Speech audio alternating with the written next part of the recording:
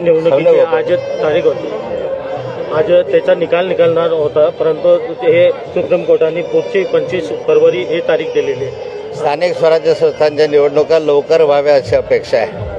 आता 4 वर्षापासून स्थानिक स्वराज्य संस्थांच्या निवडणुका रखडलेल्या आहे, नगरपालिकांच्या काही जिल्हा परिषदांच्या, आणि माननीय सर्वोच्च न्यायालय तारीख पे तारीख असं त्या ठिकाणी चालू आहे। मला वाटतं सरकारने याच्यामध्ये एक विशेष बाब म्हणून लक्ष घालून याचे निर्णय लावून घेतला पाहिजे। बाकीचे निर्णय तर लागतात, मग याचा निर्णयाला उशीर का होतो, या निर्णयाकडे विशेष वकील लावणं, विशेष लक्ष देणं, कारण स्थानिक स्वराज्य संस्थांच्या निवडणुका अत्यंत महत्त्वाच्या आहे।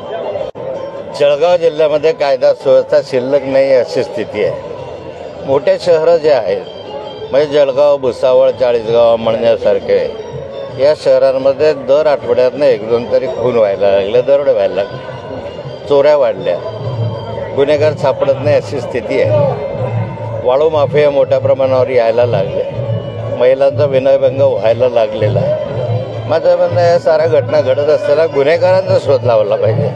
मग पोलीस यंत्रणा सुस्त आहे आणि सत्ताधारी पक्षाचेच आमदार ज्यावेळेस याच्यावर ताशेरे ओढतात, तर मला वाटतं की ह्या वस्तुस्थिती आहे की विरोधी पक्ष केलं तर टीका होते, पण सत्ताधारी पक्षानेच केल्यानंतर वस्तुस्थिती असते।